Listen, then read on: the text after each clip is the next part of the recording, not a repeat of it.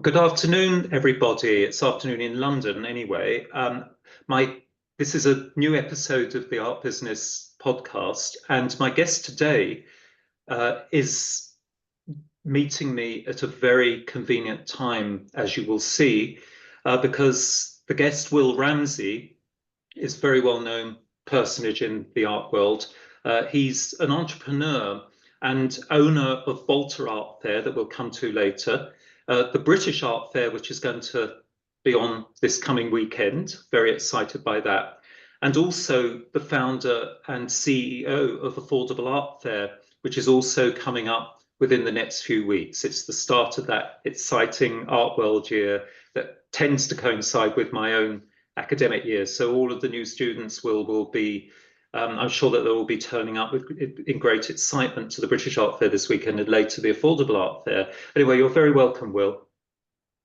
Great, thank you, David. Okay, so we're going to start in the usual way by asking you if you have a favorite city and maybe say why that might be. Okay, Berlin. Uh, Love the energy and the contemporary energy and the history. The history being the sort of old splendor, the World War II era with it and then the subsequent split and then the coming together again post 1989. I think it's fascinating for all those reasons, and we opened a affordable art fair there for the first time this year, and it is maybe an example of its don't quite want to say gentrification, but it used to always be a city of just artists and not art buyers, and it now seems to be a city of art buyers as well. Absolutely, yes. We took our students there only once for Art Forum one year, and it was very, very exciting. I agree with you. What an amazing city in terms, particularly in terms of 20th century history, of course, and still has resonance today in today's sort of socio-political world. And what about building? Is the building in Berlin? Favorite building? I'm going to go with my home Lovely. because I, my wife and I remodeled it. We inherited a lovely old Georgian house in the countryside. Speaking to you from the Scottish borders, which my grandparents had bought, but it really had not had anything done since the Victorians mucked up the Georgian gorgeous proportions. Uh, and so we were able to put that back together in a whole new staircase of stone, and we've been able to mix the contemporary and the old, and we've got rid of the back parts from the era of servants, and we just love being here. Sounds fantastic. And that, what a lovely part of the country on the borders with the Scottish borders. And presumably Hadrian's Wall, which is I'm a classicist, so that as I understand it is further south into England than the current border. Yeah. So that's in the about an hour and a quarter south of drive south of us, goes from Carlisle to Newcastle. But close to us from a historical perspective is Berwick-on-Tweed, which changed hands several times between England and Scotland, and actually has this is pertinent because it's current now. There's a Lowry exhibition in Berwick right now because he came to Berwick on his holidays and did several paintings and drawings at Berwick. Yes, and of course you share a surname with a very well-known Scottish portraitist. Any relation? No, Probably but my not. famous Scottish art link is Sir William Burrell of Burrell Collection fame. Was my great uncle, Oh, wow. great uncle. I think great uncle. And so that's just a magnificent museum in Glasgow. And and he also gave some art to the museum in Berwick. because he used to live not far from here. No, again, I say this occasionally when it's relevant, but we have two study abroad trips with our art business students. One to Venice coming up in November for the end of the Biennale, another to TIFAF, the European Fine Art Fair, which you'll know a lot about. And then we split them into two, and a half go to Glasgow and Edinburgh, and the other half come with me to St Ives, just to signal to them that there are art worlds outside of the metropolis. Brilliant, brilliant. Well, they're all very rich art cities, and so Absolutely. that's great that you bring people there. I think so. I think it's nice. Otherwise, they probably wouldn't go to those places, a lot of them. And I hear from alumni that they often loved it so much they go back another time. So, and what about music, Will? Favorite music? If we're talking dancing, it's got to be funk. And if we're talking relaxing, I think reggae is what I'd be looking for. Tremendous. Funk and reggae. Yes, they're in my past repertoire. I don't listen to them quite so much these days. A little bit of reggae maybe, but yeah, the stuff with a beat and a push. Indeed. And maybe you could say how do you have any memories about when you began to realize there was such a thing as art and Yeah, from your past? definitely. Definitely. So the reason I got into the art world ultimately was because I had an inspirational art teacher at school, John Booth, and he told me, age 14, that my really rather boring still lives, he said, they're really, really good. And I thought, really? I've never been told I'm really, really good at anything before. And so that was the inspiration, and I did art, ended up doing art and art history at A level, and kept my interest up from there, and that led to me opening a gallery and running art fairs. Fantastic.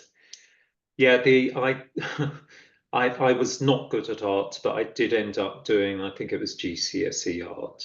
I remember doing this watercolor of Daedalus and Icarus, which was related to my interest in classical mythology. But no, I'm not. Do you see yourself as quite a natural artist, that it comes quite naturally to? I'm not an artist. I didn't do a degree in fine Okay. art, and I think one needs Yeah, to it's very unusual that someone who hasn't um, becomes a professional artist.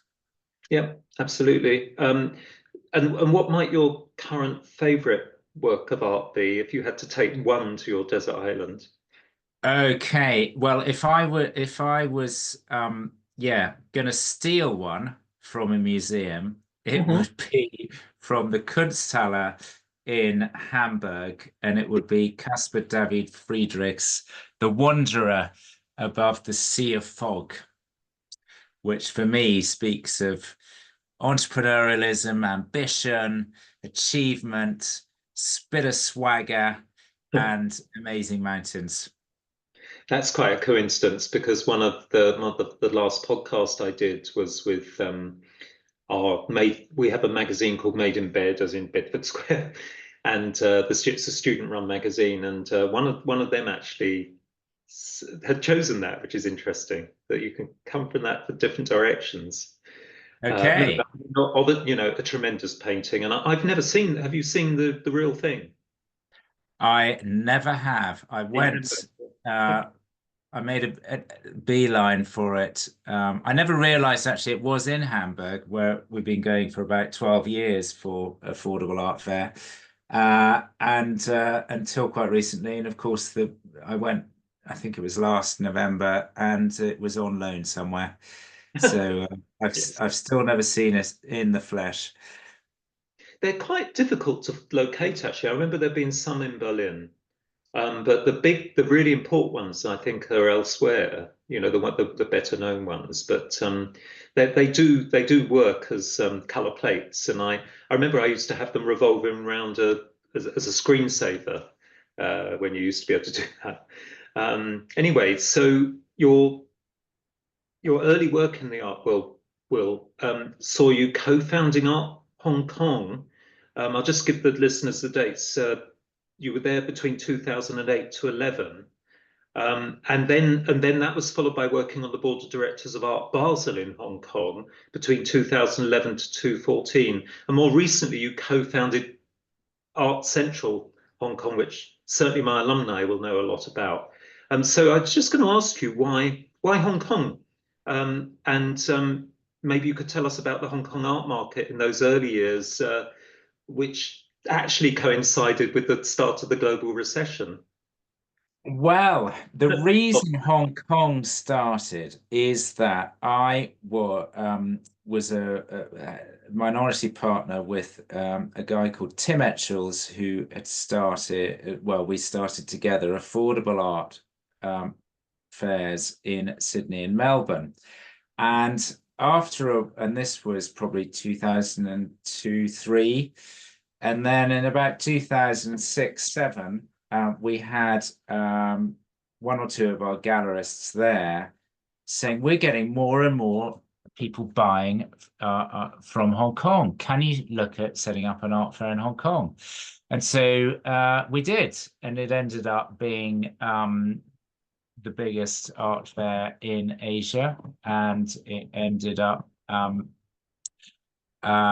being sort of very high level, to the extent that Art Basel then decided to buy us in 2 phases, which is and it was rebranded Art Basel in 2011, and we were still involved until 2014 when they bought the rest of our shares. And then kind of when that ended, we started Art Central in Hong Kong. And so we've continued our involvement there, as well as I think about then we started Affordable Art Fair Hong Kong, and that has been goes really well. I guess that shows your range of involvement in that art world and art fairs in particular it's from the, if you like, the kind of high end, both culturally and financially, of an art fair such as like Art Central Hong Kong, but at the same time you're backing the affordable art fair, which is that lower end of the market, which is, maybe we can talk about that later on when we focus on affordable art fair. But I find that tremendous that you're not just focusing on the high end of the market. And of course, recently in the news, there's been all this stuff about the high end of the. Actually, they don't present it like that. The FT the other week presents it as the art market's slumping and Sotheby's and Christie's are doing badly. When you read the small print, it means the high end of that market. And there's a lot of evidence from my own research that my own alumni have done, for example, that sub 50K market is actually doing very well at the moment. Thank you very much in terms of both galleries, art fairs, and auctions. Yes, I think well, there are 2 reasons, to my mind, why the high end of the auction market is struggling, and that is firstly recession, and secondly, I hadn't really realized this until recently, but it's clear that Americans are understandably paranoid about, or really worried, because paranoid sounds too derogatory, really worried about the prospects of Trump. And I was speaking to someone who has a travel business that in the UK with a lot of American clients, high-end American clients, and they're just not coming. And he said to me, it's because of the worry of Trump. And I'm not sure we would be in Britain be so worried about the prospects of a change of government. But Trump is an exception, extraordinary sort of figure and divisive figure. So I think that is the second reason why. And if Americans aren't buying at auction, then there's less people bidding, and so the prices are going to drop. Yeah, I've never heard that viewpoint before, and I think I think that's quite persuasive, or definitely a possibility. And as you know, and that's what makes the art world so fascinating. There's all sorts of reasons that come into why these things happen. But yeah, I'm sure you're right. I'm sure, and if Americans have actually said that to you, there you go. Yeah, well, there's this. I was referring to a Brit who organizes holidays for All right. Americans, and they said that to him. Yes, Yeah. um, but yeah, no. I mean, I started out at the sort of affordable end. My mission was to make art inclusive rather than exclusive, and to educate people.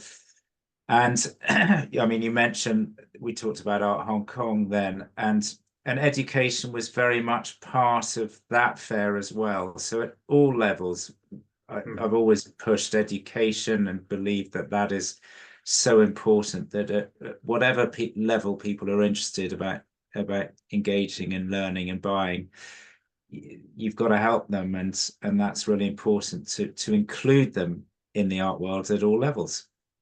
So how did that happen in those art fairs? Did you have like educational events, like little lectures and panel sessions? Yeah, and workshops, and we always, right from the beginning of Affordable Art Fair, we'd have printmaking workshops, and people could have a go and appreciate the great skill that is printmaking. Just, as you would know, there are art schools do printmaking courses just as much as they do painting or sculpture, and people who are new to art sort of think that the only prints available are reproduction prints. And so there's definitely the reproduction market has created an image problem for printmakers, and so delighted to help them.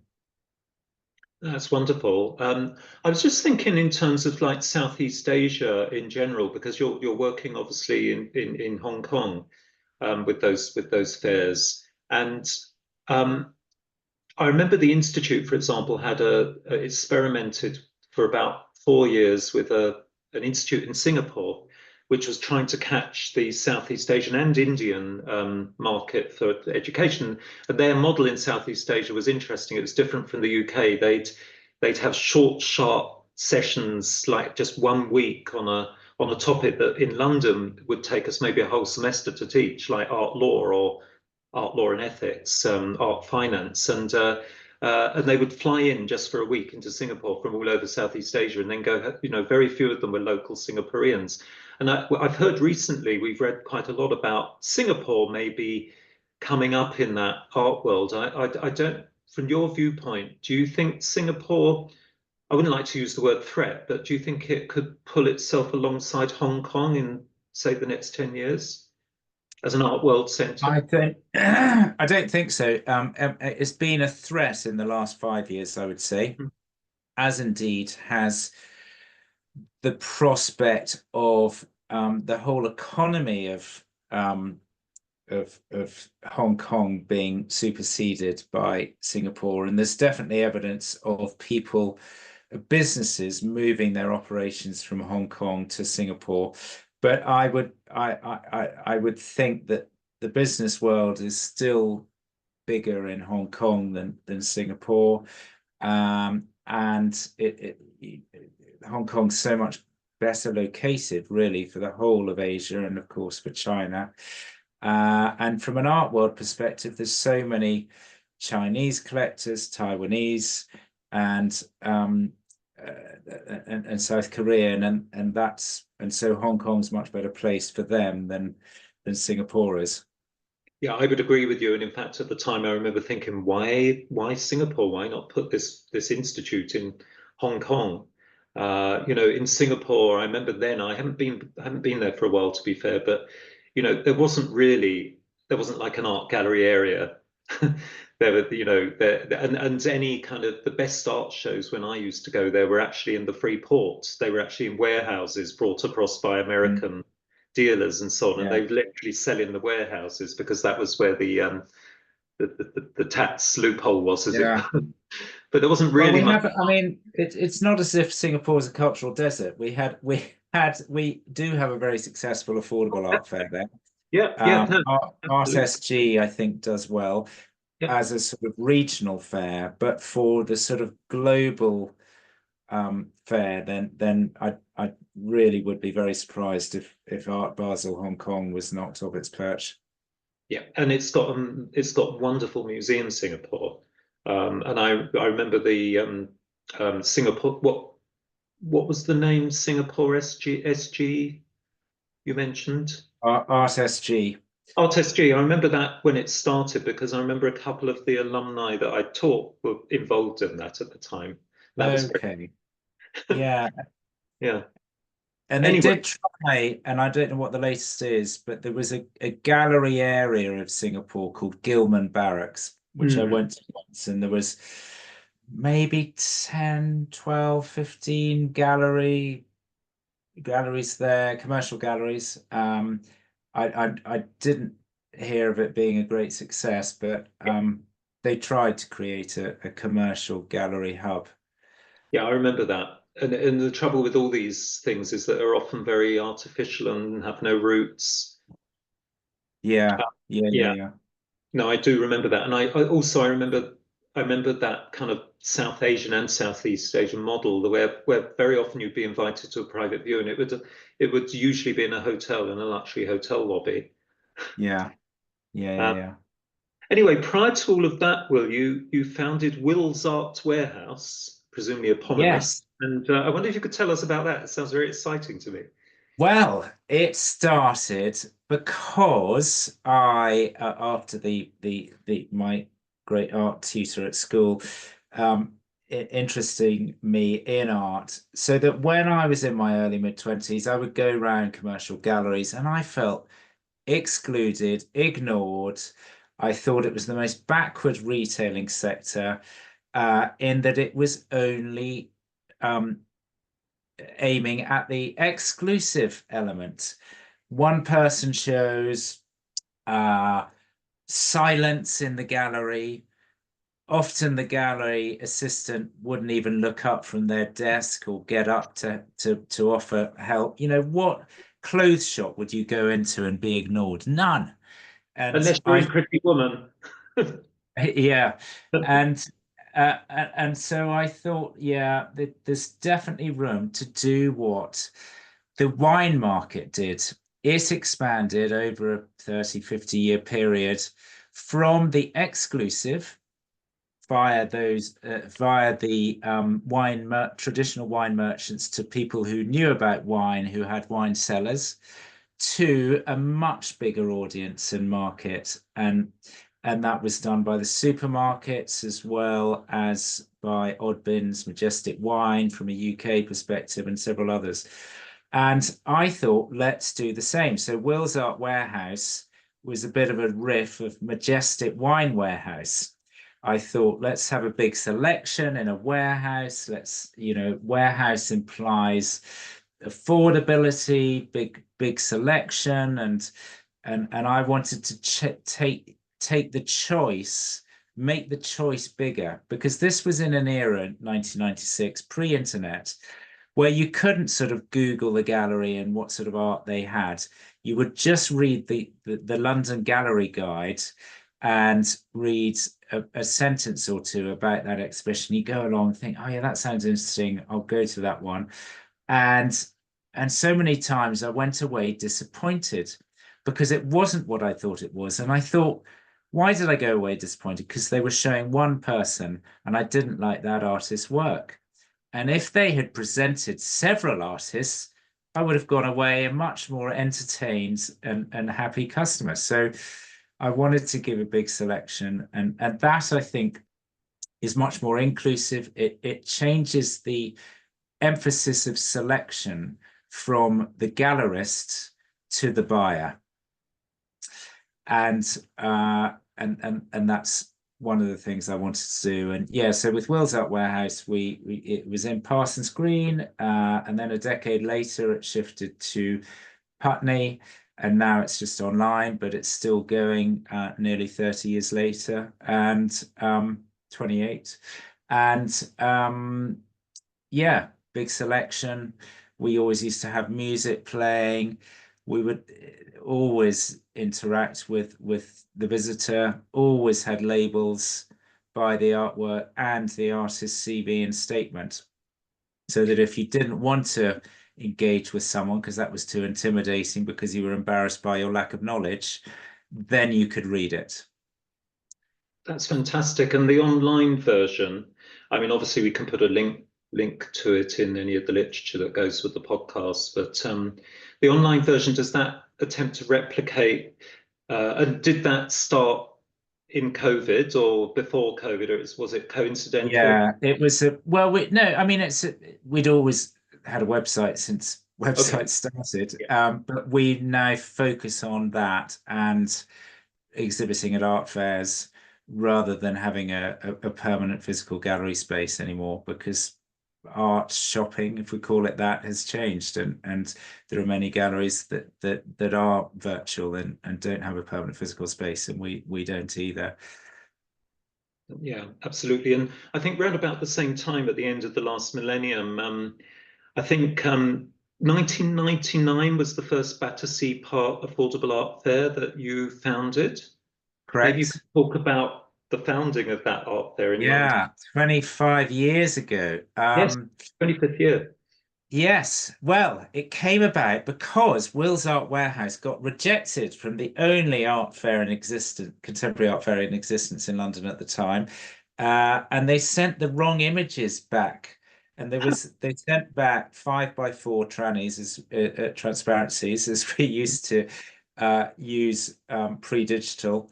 And it was there was some really great art from a gallery in Dublin. I thought, oh, if they rejecting that as well, quality as well, and they're not organized enough because they're getting so many they're having to reject. I thought there's got to be gallery space, gallery potential. And then I spoke to a friend of mine who was working in the city and earning plenty of money, but said, oh, yeah, I went to that fair, but I couldn't afford anything. I thought, why did he say that? It's because nothing was priced. And he'd happened to be brave enough to ask the price about one or two things that were out of his range. So that's why everything is priced at Affordable Art Fair. Everything is under price ceiling. It's currently £7,500, starting at about 50 quid. And so that you know what you can you don't have to have the embarrassing question of asking the price. And hopefully by saying it's affordable art fair, I think it's proved now, it gets people realizing that this is a fair that you can go to buy art rather than just look at art. Yeah, I have purchased some objects from Affordable Art Fair. And yeah, Hooray!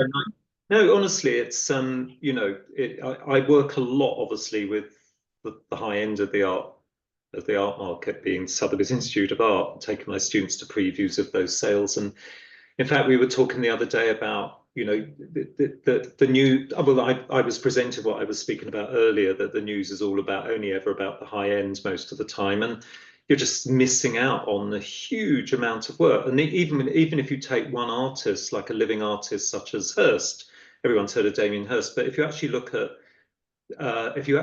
the number of lots sold, or even the turnover, it's at a much lower price range than the ones that you only hear about in the news. And Yeah. it's not just about money either, is it? It's about actually, seeing things that you can put in your home that aren't going to cost you an arm and a leg to insure as well. It's Mm. I love your price range. I can't remember what it was when I first started going in the early millennium, but £50 to £7,500. That strikes me as being really a really, the 7,500. I think if it was 10,000, it would sound, oh, who's going to pay £10,000 for a work of art? And obviously loads of people do, but it seems to me that for as you say, this is about democratization, and for most of us, that is a reasonable limit that we'd be prepared Mm. to pay for a work of art. Yeah. Yeah, and we also try and promote installments. I remember jazz musician George Melly once Hmm. telling me, he wasn't the only one, but he started collecting aged 18, buying in installments, and so we're trying to encourage people to ask the question, and galleries will normally be very happy to for people to pay in installments. And they have that.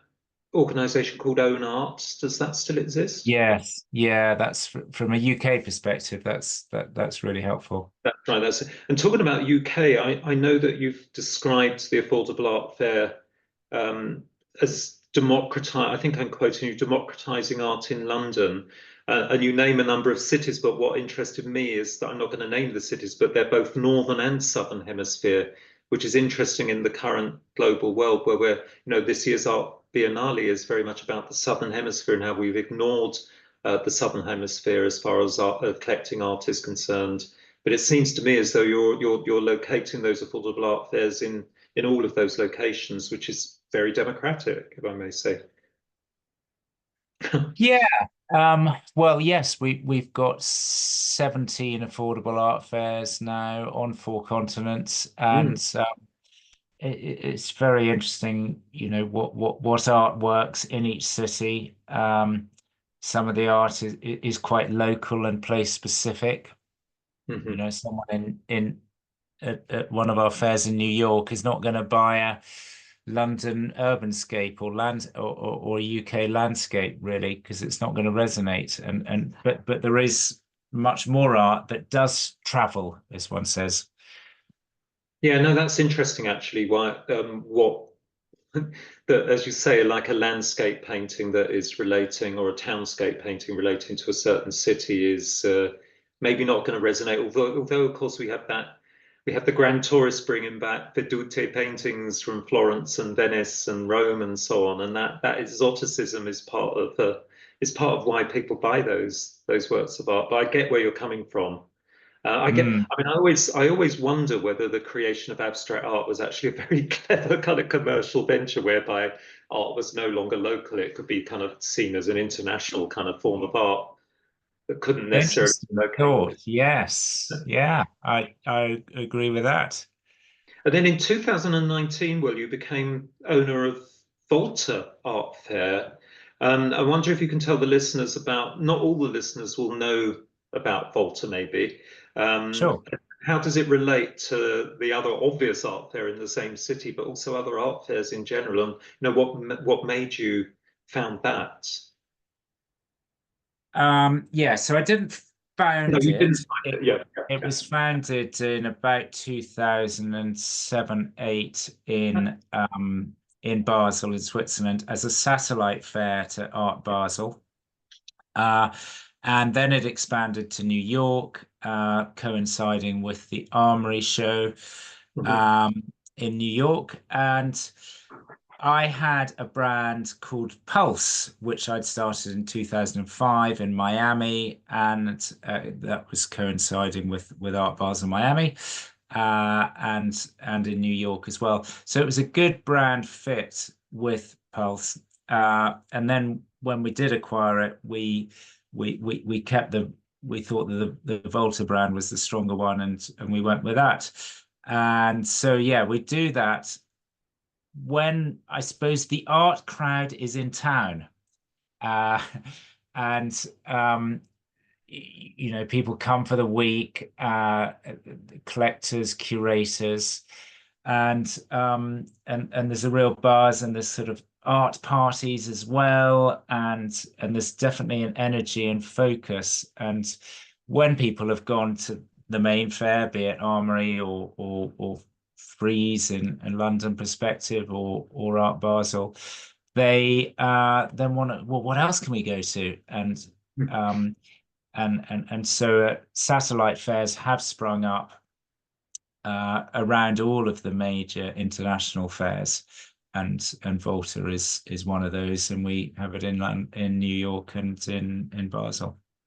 And would you say that the kind of galleries and works displayed on show in those satellite fairs, um, some might describe them as the poor relation to the main fair. I remember Zoo Art Fair in London was set up obviously when Free because of Frieze was attracting people from all over the Mm. world, but of course a lot of people saw Zoo and Volta and Pulse indeed as an alternative art fair that's actually more interesting. That the big art fairs are kind of sold out artists. So would you say that's true?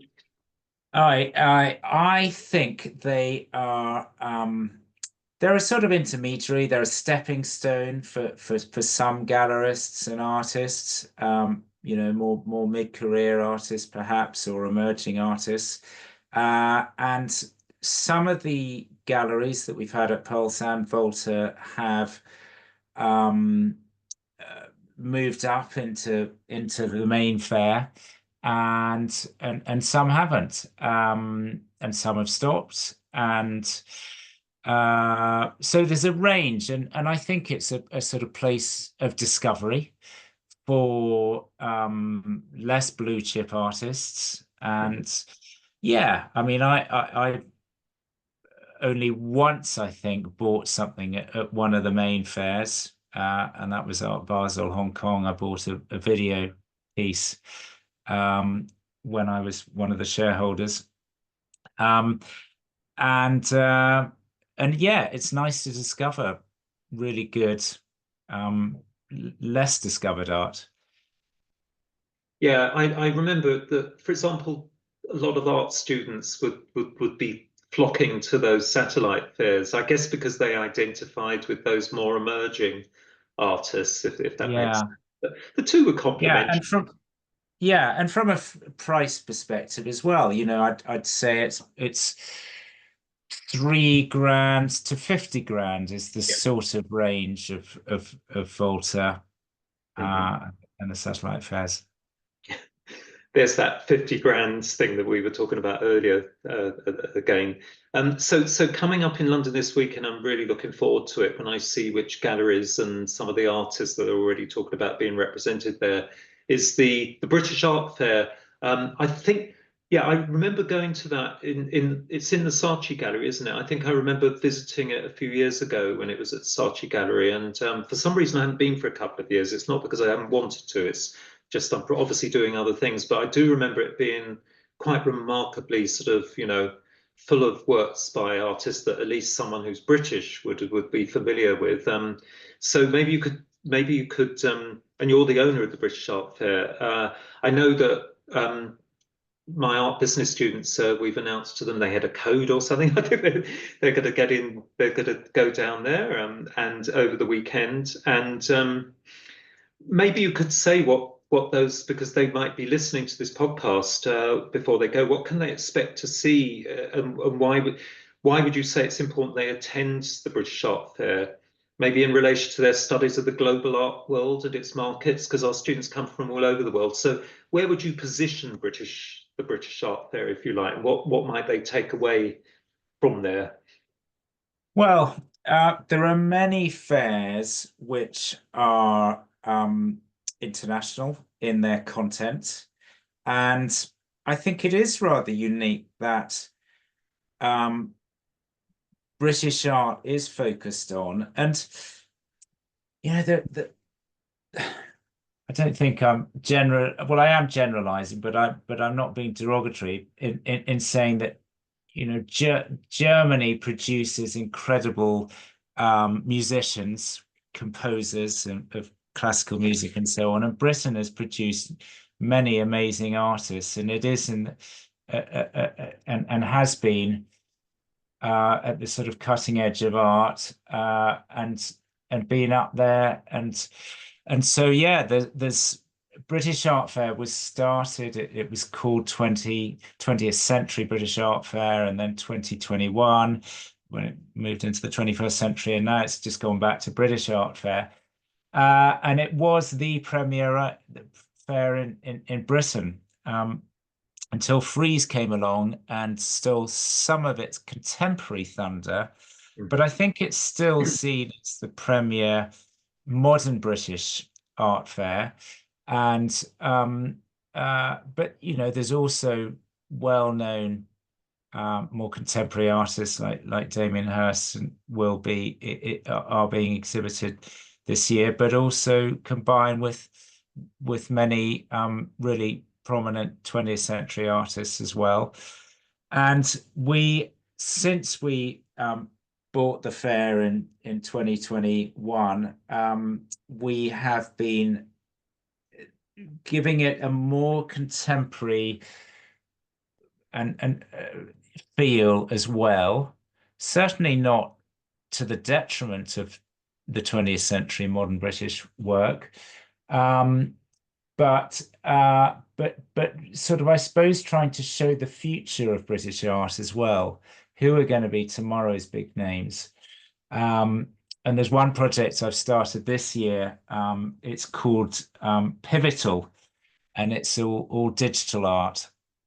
A lot of video, new media, and photography as well, digital photography. But that has some incredible art. And there's going to be several artists who really are world class now, and some are in the gaming industry, and some are, there's a whole range. There's a guy called whose artist name is Shenanigans, and he created at Tate Modern a augmented reality sculpture exhibition. The first that the Tate Modern organizers knew about this sculpture exhibition, virtual sculpture exhibition, was seeing people wandering around looking at their phones in what looking at it, sort of invisible to everyone else, sculptures in the turbine hall. So he's exhibiting. There's some really great artists, and so I'm excited about that. So it's about combining the contemporary, the future with the past, and focusing on best of British. That's very eloquent. Will obviously also provide a nice introduction to the 50% of our students who come to St Ives with me, with the big art colony down in Cornwall, where some of those names that we will see in that, I'm sure we will see in the British Art Fair. Barbara Hepworth, Ben Nicholson. Yes, exactly. Usually they're there. Usually they're there. Terry Um, Frosts and many others. And of course, British modernism is something very, very underrated. We just mentioned a couple of the better known artists, but you'd be amazed at how many of my international students haven't even heard of Barbara Hepworth yet. It's quite remarkable that Yeah. it can be kind of quite insular. I remember actually going to New York to interview people for this course over in New York, and this must have been about 2005 even. And I did a whole series of interviews one day with these young people in New York, and not one of them had heard of Damien Hirst. We're talking, it must have been 2003, four, and it just shows how these things Yeah. start in London, then they become national, then they become European, then they become international, then they Mm. become global. Mm. So yeah, I think it's a great idea to have a more national or British, the British Art Fair is such a wonderful idea. And of course we see a lot of Scottish artists and Welsh artists and Irish artists, Northern Irish artists. Do you include the Republic, the Irish Republic? Is it the British Isles? Yeah, yeah. I think that our curator would make that decision, but I'm sure we do. Don't see why not. And yeah, there are definitely great um, artists from all four corners of the British Isles, and yeah, I always think it's interesting that Scotland has produced many Turner Prize winning uh, finalists and winners in recent years. Uh, and yeah, no, there's loads of great stuff. And as you was talking then about your New York story, yes, I think now is the sort of internationalization of British art can happen more easily now, thanks to the internet, thanks to these international fairs. And they certainly there are so many artists that deserve to have an international reputation, and so hopefully British Art Fair is helping them to obtain one. Yeah, it's certainly before David Bowie died and Sotheby's had these big sales of his work, which of course attracted lots of visitors for the previews, music fans and so on. But everyone realised that he was a great lover of, British modernism in particular, and it was quite interesting that a lot of that art when you looked at the provenance, he bought it himself at auction. He hadn't actually bought it from the. And I always get the impression that when he moved to New York, which I remember me and my friends who loved him as teenagers, that he suddenly went into this sort of flashy New York mode and left us, as it were. We felt quite betrayed. And it was quite interesting looking back that I always feel that he had a nostalgia for England, if you like, where he grew up, and maybe he was buying this stuff to kind of surround himself with memories of Great Britain. I think there's a couple of songs on his last album which kind of refer to that nostalgia for Britain. That's I always found that quite interesting. But what the effect, of course, of that Bowie sale as well, it did raise the prices of and raise the profile of, I think, a lot of those less well-known British Yeah, modernists in particular, and of course ceramicists like Bernard Leach. You know, the lot number one I remember mm, was a beautiful Bernard Leach Pilgrim um, bowl. great. Yeah, Of course, he's another one that from St Ives. yeah. Anyway, no, we're very much looking forward to that. I do remember it being one of the highlights of the year of all the art fairs I visited, including the big ones, you know, the more famous ones.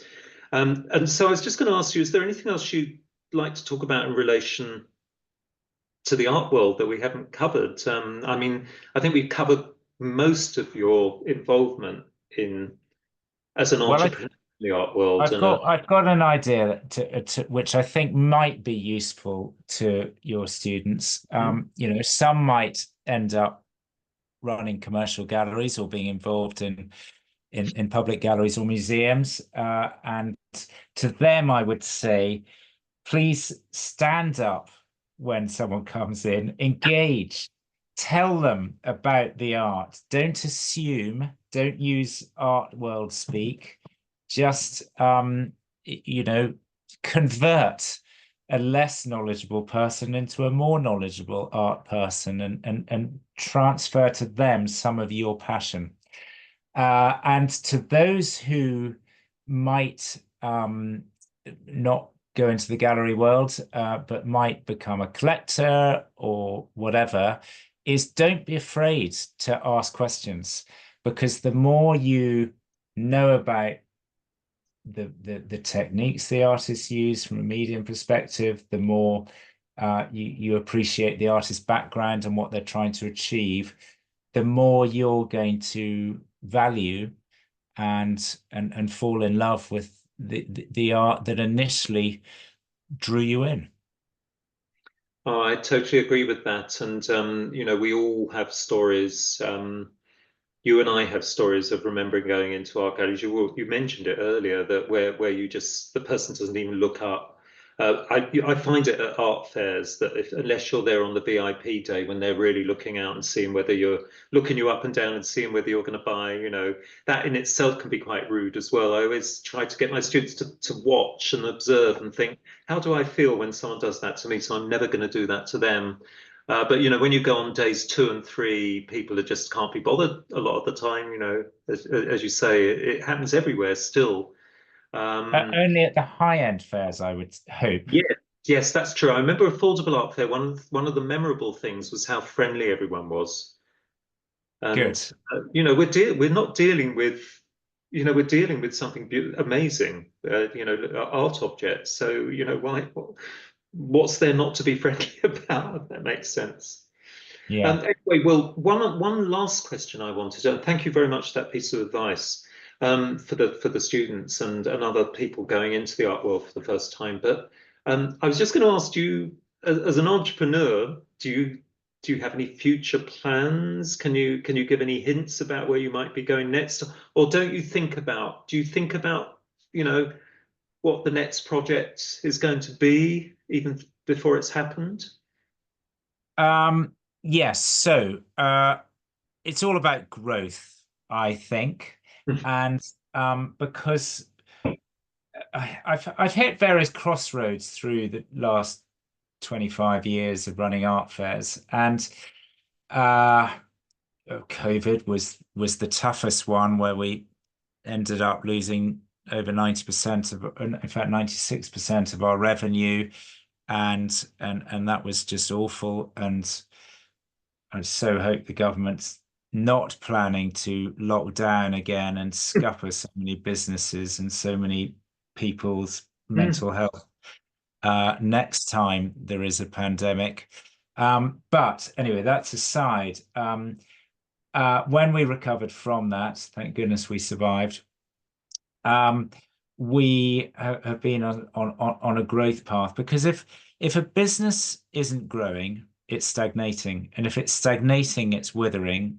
The next thing is it's withering, and then it dies. So you've got to keep pushing forward, and that doesn't necessarily mean growing in sales and turnover. It means just growing and evolving and developing, and you just can't stand still. So, but for us, particularly with affordable art fair, we're in a niche. There are more cities, like I mentioned Berlin at the minute, a few minutes ago, that wasn't suitable 10 years ago for an affordable art fair, but now is.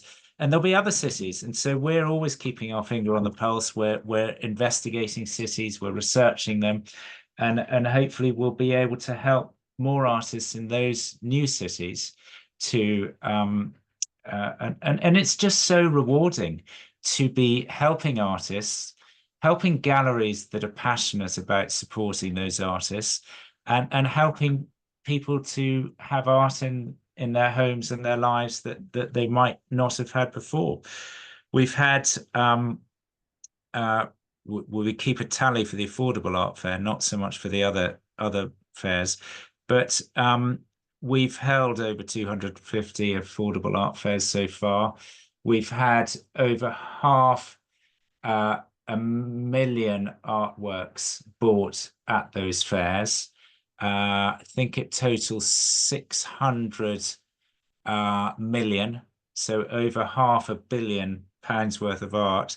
And that's helping a lot of artists, and that's really rewarding. And it's been lovely to hear stories of from individual artists over the years who say, oh, I'm so grateful I've been able to make a career, mm. uh, pay off my mortgage. Someone told me once, an artist, and afford a studio and give up the waitressing job that they didn't really want to do, but they were struggling financially from art.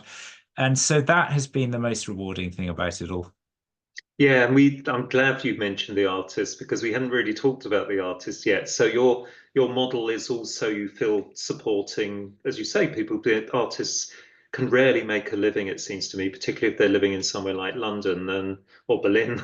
Even increasingly, the prices in Berlin, I hear, are sort of rising now.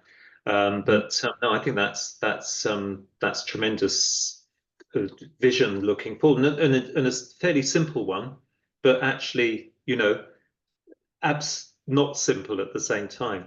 You, Yeah, you know, you obviously understand how that works and what you can do about it, and you have to have a bit of savvy to know where the next Volta might be, or other fairs. yeah. There's one that's fresh in my mind. So we try to have. He's called Josh Gluckstein, and we included him. He was selected by our curator to go into the recent graduates exhibition, which we have at all the affordable art fairs, Mhm. and and he was selected. And then a few years later, we asked him back to do an installation at the fair, and he got picked up by a gallery, and uh, earlier this year he's in fact, I think it might still be on in Venice. He was selected, one of his sculptures, to be part of the Venice Biennale, and Mhm. so that's a satisfying journey as well. But he's an exception to have gone from affordable art fair recent grad to Venice Biennale. But there are so many who are producing really good art that don't get in the over 7.5 grand price range, and that is still just as valid. They're art, they're Absolutely. professional artists, they've been to art college. Yeah. I mean, you don't need to sell that many at that kind of price range to begin to think, oh, maybe I can live off this, even with Yeah. London prices. So anyway, Mm. well, On behalf of all the listeners and especially my new students, they're just in this year, we're only in week 2. They're all out on gallery visits with colleagues this afternoon. We'd just like to thank you for sharing your viewpoint of the art world and where you're coming from. And I know in particular my art business students will obviously find your entrepreneurial spirit most seductive. So thank you very much for being my guest today. Well, David, thank you for your interest and lovely to chat to you.